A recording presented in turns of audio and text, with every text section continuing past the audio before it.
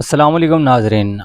ہم تین دوستی اور تینوں اپنی جوانی کے نشے میں چور تھیں۔ پیسے کے غرور نے ہمیں اندھا کر رکھا تھا۔ ہم سمجھتی تھی کہ جو ہم چاہتے ہیں وہی ہمیں حاصل ہو جائے گا۔ اسکول سے کالج اور پھر یونیورسٹی لائف میں آنے کے بعد ہم بہت ہی تبدیلیاں آئی تھی، اور جہاں ہماری ذہنیت تبدیل ہوئی تھی وہیں ہمارے اندر صحیح اور غلط کا فرق بھی ختم ہو چکا تھا۔ دولت کی فرمانی نے ہمیں اندھا کر دیا تھا، اور اس اندھے پن میں ہم نے نہ جانے کتنے لوگوں کو تکلیف پہنچائی تھی۔ کالج میں ہماری وجہ سے کتنے ہی لڑکوں کو کالج سے نکال دیا گیا تھا، اور ہم لڑکوں پر پریشان کرتے تھے، اور جب وہ ہمارے خلاف کوئی کارروائی کرتے تو ہم اپنے پیسے کے بل بوتے پر انہیں کالج سے ہی بے دخل کروا دیتے۔ ہمارے لیے یہ سب چیزیں ایڈونچر تھیں۔ ہمیں اس بات سے کوئی فرق نہیں پڑتا تھا کہ ہماری ان حرکتوں سے کسی دوسرے کی زندگی پر کیا اثر پڑے گا۔ اب یہ ہماری یونیورسٹی سے چھٹیاں تھیں، اور ہم تینوں اکٹھے ایک جگہ ہمارے گھر پر موجود تھیں، کیونکہ میرے پیرنٹس میرے بڑے بھائی کے پاس امریکہ گئے ہوئے تھے، اور میرا بنگلہ خالی پڑا ہوا تھا۔ چند نوکر تھے جو دن کی روشنی میں آ کر اپنا کام کر دیا جاتے تھے، اور باقی وقت ہم تینوں دوست مل کر عیش کرتے ہیں۔ یہ بھی ایک ایسی ہی رات تھی جب بنگلے میں ہم تینوں کے علاوہ اور کوئی نہیں تھا۔ رات کا اندھیرا بڑھتا جا رہا تھا، اور ہم اپنی دوستوں کے ساتھ مووی نائٹ کے لیے بیٹھی ہوئی تھی۔ ہم نے اپنے گھر کے بڑے لانچ میں پورا سیٹ اپ لگایا ہوا تھا، لیکن وقت گزرنے کے ساتھ ساتھ ہمیں بھوک کا احساس ستانے لگا۔ میری دوست نیہا کہنے لگی کہ کچھ آرڈر کر دیتے ہیں۔ صوبیہ بھی بہت بھوکی ہو رہی تھی، اور میرا حال بھی کچھ ایسا ہی تھا، اس لیے میں نے فوراً ایک قریبی ریسٹورنٹ سے کھانا آرڈر کر دیا۔ ہم تینوں دوست گھر میں اکیلی تھیں۔ ہم نے پورے گھر کا حلیہ بگاڑا ہوا تھا۔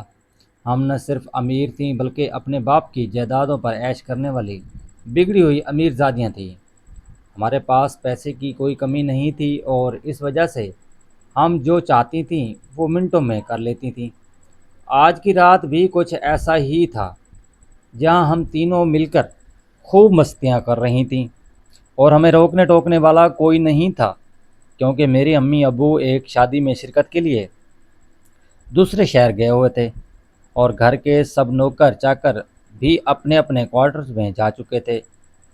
ہم نے لانچ کی بڑی LCD پر ایک رومانٹک فلم لگائی ہوئی تھی، جس میں ہر تھوڑی دیر بعد اسے سین آتے جو ہم تینوں کے دل میں ہلچل مچا دیتے، لیکن فلم کے ساتھ ساتھ ہماری بھوک بھی بڑھتی جا رہی تھی۔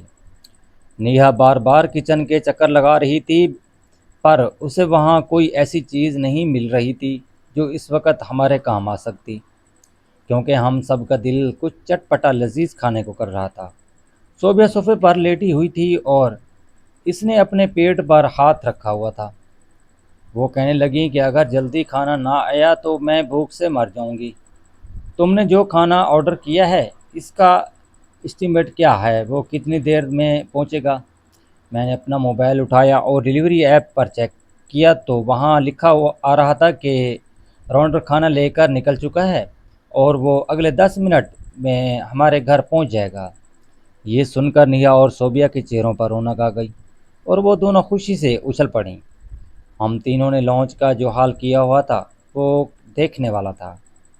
ہر طرف چپس کے ریپر اڑ رہے تھے، گولڈ ڈرنک کے خالی کین صوفے کے نیچے پڑے ہوئے تھے، اور پاپ کارن کے دانے پورے قالین پر بکھرے ہوئے تھے۔ ہمیں اس بات کی بالکل پرواہ نہیں تھی کہ صبح اٹھ کر یہ سب کون صاف کرے گا، کیونکہ ہمیں معلوم تھا کہ نوکروں نے ہی یہ سب سمیٹنا ہے، اور ہمارا کام بس عیش کرنا اور زندگی کا لطف اٹھانا۔ ہم تینوں بچپن کی دوست تھیں، اور سکول سے لے کر کالج تک ہم ہمیشہ ساتھ رہی تھیں۔ پیسے نے ہمارے اندر نہ صرف غرور بلکہ بگاڑ بھی پیدا کر دیا تھا۔ ہمارے باپ بہت بڑے بزنس مین تھے، جن کا شہر میں ایک بڑا نام تھا، اس لیے ہمیں کبھی کسی چیز کے لیے ترسنا نہیں پڑتا تھا۔ ہماری ہر خواہش پوری ہوتی تھی، اور اس لاڈ پیار نے ہمیں ضدی اور لاپرواہ بنا دیا تھا۔ فلم میں ایک دم سے ایک رومانٹک منظر آیا تھا۔ صوبیہ نے نیہا کا ہاتھ پکڑ لیا اور کہنے لگیں، کاش اس وقت کوئی مجھے بھی ایسی ہی خوبصورت اور نوجوان مل جائے، میں بھی اس کا یہی حال کر دوں گی۔ میں صوبیہ کی بات سن کر ہنسنے لگی اور کہنے لگی کہ جذبات تو ہمارے بھی یہی ہیں، مگر فی الحال اس وقت کون میسر رہے گا۔ میں یوں ہی نیہا کو تنگ کرتے ہوئے کہنے لگی کہ اپنے منگیتر کو بلا لو، ہم دونوں بھی اس کے ساتھ انجوائے کر لیں گی۔ میری بات سن کر نیہا کے چہرے پر ایک رنگ آ کر گزر گیا اور وہ اپنے منگیتر کے بارے میں بری ہی احساس تھی اور خود اس کے پہلے ہی 2 افیئر رہ چکے تھے، لیکن اپنے منگیتر کے ساتھ وہ کسی کا نام برداشت تک نہیں کر سکتی تھی، اس لیے ہم جان بوجھ کر اس کو چڑھایا کرتے تھے۔ ابھی ہم یہ باتیں کر ہی رہے تھے کہ اچانک باہر مین گیٹ پر لگی گھنٹی کی آواز سنائی دی۔ گھنٹی کی آواز سنتے ہی ہم تینوں کے چہرے پر کھل اٹھے تھے، کیونکہ ہمیں معلوم تھا کہ ہمارا کھانا آ چکا ہے۔ نیہا نے خوشی سے تالی بجائی اور کہنے لگی کہ شکر ہے میرا کھانا آ گیا، میں نے پیٹ بھر کھاؤں گی اور پھر سکون سے فلم دیکھوں گی۔ ویسے بھی میرا رومانٹک موڈ اور بھی زیادہ رومانٹک ہوتا جا رہا تھا، اگلی فلم تو اس سے بھی زیادہ رومانٹک لگائی گئی تھی۔ صوبیہ بھی اس کی ہاں میں ہاں ملاتے ہوئے صوفے سے اٹھ کھڑی ہوئی اور کہنے لگی کہ جاؤ جلدی سے کھانا لے کر آؤ۔ میں نے اپنا موبائل اٹھایا اور لانچ سے نکل کر مین گیٹ کی طرف جانے لگی۔ لانچ سے باہر نکلتے ہی اس ایک لمبا ریکورڈ تھا اور جو رات کے اس پہر کافی اندھیرا تھا، کیونکہ ہم نے اندر کی لائٹس تو جلائی ہوئی تھیں، باہر کی زیادہ تر لائٹس بند کی تھیں۔ جیسے ہی میں مین گیٹ کے پاس پہنچی تو میں نے دیکھا کہ باہر ایک بائک کھڑی تھی اور ایک لڑکا ہاتھ میں بڑا سا کھانے کا بیگ لے کر کھڑا ہوا تھا۔ میں نے گیٹ کا چھوٹا دروازہ کھولا اور تو اس کے لڑکے نے مسکرا کر مجھے دیکھا اور کھانا میری طرف بڑھا دیا۔ اس نے کہا کہ آپ کا آرڈر یہ رہا۔ میں نے اس سے بیگ لیا اور اسے پیسے دینے کے لیے اپنے ہاتھ میں پکڑے ہوئے نوٹ اس کی طرف بڑھا دیے۔ اس لڑکے نے پیسے لیے اور ان کو گننے لگا۔ وہ ایک عام سا ڈیلیوری بوائے تھا جس نے ہیلمٹ اتارا ہوا تھا اور اس کے چہرے پر تھکن کے واضح اثرات تھے، لیکن اس وقت مجھے اس کی تھکن سے کوئی سروکار نہیں تھا۔ میری نظریں اس خوبصورت چہرے پر جمی ہوئی تھیں۔ جب اس نے پیسے گن لیے اور وہ واپسی کے لیے مڑنے لگا، اچانک ہی میرے دل میں کچھ خیال آیا۔ میں نے آہستگی سے اس سے کہا کہ رکیں، آپ کی ٹپ لانا میں بھول گئی۔ ٹپ کے نام پر اس کے چہرے پر ایک چمک آئی، وہ وہیں کھڑا ہو گیا۔ میں اندر کی طرف پلٹنے لگی اور پھر میں نے آہستہ سے کہا کہ آپ اندر آ جائیں، حالات ٹھیک نہیں ہیں، میں ایسا نہ ہو کہ جتنی دیر میں آپ کی ٹپ لے کر آؤں یہ سب لٹ جائے۔ میں نے اس کے موبائل فون اور پیسوں کی طرف اشارہ کیا تو وہ سارے ہلا کر اندر کی طرف آ گیا۔ پھر میں نے اس سے پانی کا پوچھا اور اسے اس بہانے سے لانچ میں لے آئی۔ اس کی حالت بتا رہی تھی کہ وہ واقعی پیاسا تھا۔ میری دونوں دوستوں نے جب میرے ساتھ اسے دیکھا تو ان کے چہرے پر حیرت کی بھرے اثرات آ گئے۔ میں نے آنکھوں سے اشارہ کیا جیسے انہیں سمجھانا چاہتی تھی کہ شکار ہاتھ لگ گیا ہے۔ وہ لڑکا بالکل سیدھا اور سادہ معصوم لگ رہا تھا۔ اس کی عمر یہی کوئی 22-23 سال ہوگی۔ جسمانی طور پر وہ کافی مضبوط اور متناسب تھا، لیکن اس کے چہرے کی سادگی بتا رہی تھی کہ وہ غریب گھرانے کا محنتی لڑکا ہے جو رات گئے تک حلال روزی کمانے کے لیے سڑکوں پر بیک دوڑتا رہتا۔ صبح اور نیہا نے یہ جب میری آنکھوں میں وہ شرارت اور شیطانی چمک دیکھی تو وہ فوراً ہی میرا مطلب سمجھ گئیں، کیونکہ ہم تینوں ایک دوسرے کے اشاروں کو بہت اچھی طرح جانتی تھیں۔ ناظرین کرام، کہانی بہت ہی اور دلچسپ ہونے والی ہے، آگے کیا ہوا تھا لڑکے کے ساتھ آپ نے ایک بار چینل کو ضرور سبسکرائب کرنا ہے۔ شکریہ۔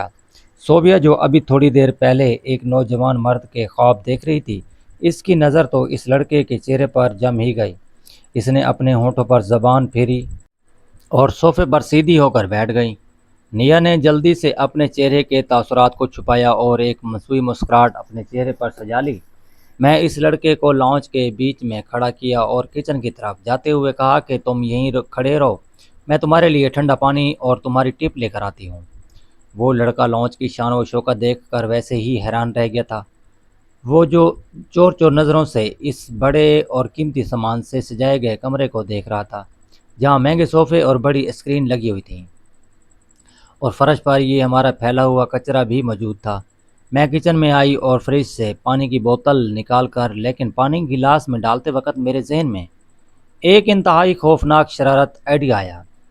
میں نے اپنے گلے میں پہنی ہوئی چھوٹی سی چین کے ساتھ لٹکتے ہوئے لاکٹ کو کھولا، جس میں میں نے تفریش کے لیے وہ مخصوص چیزیں رکھی ہوئی تھیں جو انسان کے جذبات کو بے قابو کر دیتی ہیں اور اسے ایک الگ ہی دنیا میں لے جاتی ہیں۔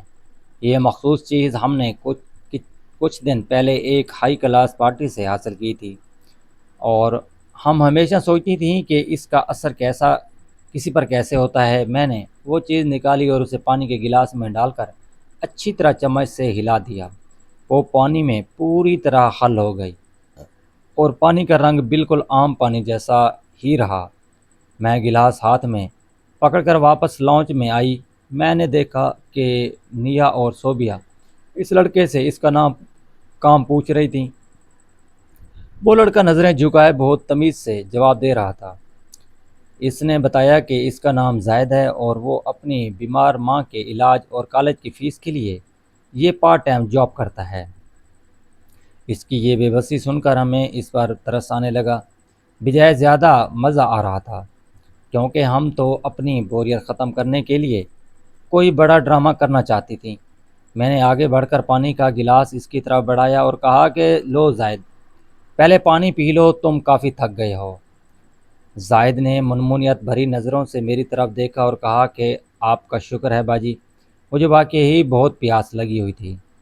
اس کے منہ سے باجی کا لفظ سن کر مجھے اندر ہی اندر بہت ہنسی آئی، لیکن میں نے اپنے جذبات پر قابو رکھا اور اب اسے پانی پینے کا اشارہ کیا۔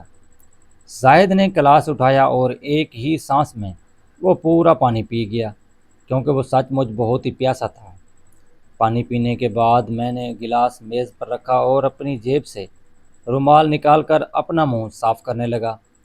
اب ہم تینوں لڑکیاں اس کے گرد ایک دائرے کی صورت میں کھڑی تھیں اور ہماری نظریں اس کے چہرے پر ٹکی ہوئی تھیں، کیونکہ ہم دیکھنا چاہتی تھیں کہ اس مائی کا اثر کتنی دیر میں شروع ہوتا ہے۔ زاہد نے کہا کہ باجی آپ میری ٹپ دے دیں تو میں نکلوں، مجھے اور بھی بہت آرڈر ڈیلیور کرنے ہیں۔ میں نے مسکرا کر نیہا کی طرف دیکھا اور نیہا نے اشارے سے لانچ کا بڑا دروازہ پیچھے سے بند کر دیا۔ دروازہ بند ہونے کی آواز پر زاہد چونکا اور اس نے پیچھے مڑ کر دیکھا تو اس کے چہرے پر ہلکی سی گھبراہٹ آئی اور اس نے کہا کہ آپ نے دروازہ کیوں بند کروا دیا؟ مجھے جانے دیں۔ لیکن ابھی وہ اپنی بات پوری نہیں کر پایا تھا، اچانک اس کے سر میں تیز درد ہوا اور اس کی آنکھیں سرخ ہونے لگیں۔ گولی نے اپنا کام بہت تیزی سے شروع کر دیا تھا، کیونکہ وہ خالی پیٹ تھا اور پانی کے ساتھ دوا سیدھے اس کے خون میں شامل ہو چکی تھی۔ زاہد نے اپنے سر کو دونوں ہاتھوں سے پکڑ لیا اور لڑکھڑاتے ہوئے صوفے کا سہارا لینے کی کوشش کر رہا تھا۔ زبان لڑکھڑانے لگی اور اس نے کہا کہ مجھے یہ کیا ہو رہا ہے؟ میرے سر میں بہت چکر آ رہے ہیں۔ آپ لوگوں نے پانی میں کیا ملایا تھا؟ صوبیہ نے ایک زوردار کہکا لگایا اور کہا کہ ہم نے تو کچھ نہیں ملایا، تو بس تمہاری تھکن کا اثر ہے۔ زاہد صوفے پر گر گیا اور اس کی سانس تیز تیز چلنے لگا۔ اس کی باڈی میں ایک عجیب سی تڑپ پیدا ہو رہی تھی۔ اس کے چہرے پر پسینہ آ گیا تھا۔ وہ اپنی شرٹ کے بٹن کھولنے لگا کیونکہ اسے شدید گرمی کا احساس ہو رہا تھا۔ ہم تینوں بگڑی ہوئی امیر زادیاں اس کی یہ حالت دیکھ کر زور زور سے ہنسنے لگیں اور تالیاں بجانے لگیں۔ نیہا کہنے لگی کہ دیکھو کتنا مزہ آ رہا ہے، آج تو ہماری بوریت بالکل ختم ہو گئی۔ میں نے صوفیہ سے کہا کہ جلدی سے وہ مضبوط رسی لے کر آؤ جو پچھلے ہفتے ہم نے گارڈن کی سجاوٹ کے لیے منگوائی تھی۔ صوفیہ بھاگتی ہوئی گئی اور اسٹور روم سے ایک موٹی اور مضبوط رسی لے کر آئی۔ زاہد اس وقت نیم بے ہوشی کی حالت میں تھا، لیکن اس کا جسم دوا کے تاثر سے بری طرح تڑپ رہا تھا۔ وہ ہم سے التجا کر رہا تھا کہ خدا کے لیے مجھے جانے دو، میری ماں گھر پر میرا انتظار کر رہی ہوگی، مجھے کچھ ہو گیا تو وہ مر جائے گی۔ لیکن ہمارے دلوں پر تو اس وقت شیطان سوار تھا۔ ہم اس کی ماں کی بیماری یا اس کی غربت سے کوئی لینا دینا نہیں تھا۔ ہم نے زاہد کو پکڑ کر لانچ کی ایک مضبوط لکڑی کی کرسی پر بٹھایا اور نیا اور صوبیہ نے مل کر اس کے دونوں ہاتھوں کو کرسی کی پشت کے ساتھ اور اس کی ٹانگوں کو کرسی کے پاؤں کے ساتھ بری طرح جکڑ کر باندھ دیا۔ زاہد نے تھوڑی مذمت کرنے کی کوشش کی، لیکن دوا کے اثر نے اس کی جسمانی طاقت کو بالکل ختم کر دیا تھا۔ وہ کسی چھوٹے بچے کی طرح بے بس ہو چکا تھا، جبکہ اس کا پورا وجود پسینے سے بھر گیا تھا۔ گرمی سے تڑپ کر وہ پہلے ہی اپنی شرٹ اپنے وجود سے الگ کر چکا تھا۔ اس کا صحت مند اور توانا جسم ہماری آنکھوں کے سامنے تھا۔ جب وہ پوری طرح کرسی سے بندھ گیا تو میں نے اس کے سامنے کھڑے ہو کر اس کا چہرہ اوپر اٹھایا اور اس کی آنکھیں اب پوری طرح نشے اور شہرت کے اثر سے سرخ ہو چکی تھیں، اور وہ بار بار گہری سانس لے رہا تھا۔ اس کی یہ لاچاری اور بے بسی دیکھ کر ہم تینوں کے اندر کا بگاڑ زیادہ جاگ اٹھا تھا۔ صوبیہ اس کے قریب آئی اور اس کے گال پر اپنی انگلیاں پھیرتے ہوئے کہنے لگیں کہ دیکھو تو کتنا معصوم ہے یہ لڑکا، اگر یہ کسی اچھے گھر کا ہوتا تو کتنی لڑکیاں اس پر مرتیں۔ زاہد نے اپنی سرخ آنکھیں کھول کر صوبیہ کو دیکھا اور میری ہوائی ہوئی آواز میں کہا کہ مجھے چھوڑ دو، آپ لوگ یہ اچھا نہیں کر رہے، اللہ آپ کو سزا دے گا۔ نیا نے اس کی بات سن کر اس کے پیٹ پر ایک ہلکی سی چٹکی کاٹی اور ہنستے ہوئے کہا کہ یہاں ہمیں کوئی سزا دینے والا نہیں ہے، اس گھر کے مالک ہم ہیں اور اس وقت تم ہماری بہن ہو، ہم تمہارے ساتھ جو چاہیں کر سکتے ہیں۔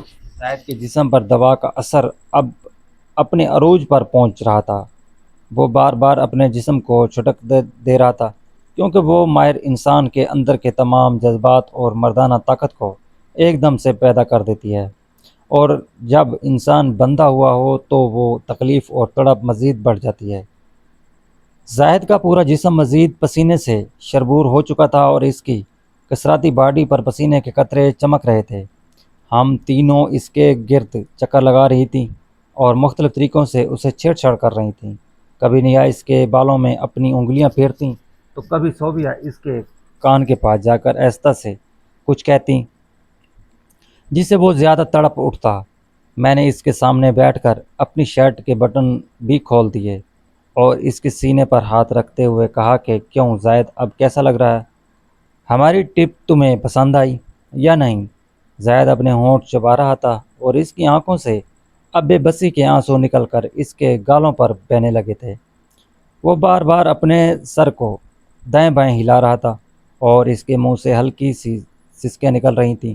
اس نے کہ میں آپ لوگوں کو کیا بگاڑا ہے، میں تو بس اپنا کام کرنے آیا تھا، مجھے کیوں اس عذاب میں ڈال دیا؟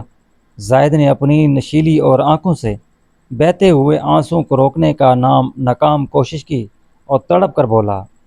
ناظرین کرام، کہانی اور بھی دلچسپ ہے، بس تھوڑی سی کہانی ہے، آپ سے گزارش ہے چینل کو ضرور سبسکرائب کر لیں۔ شکریہ۔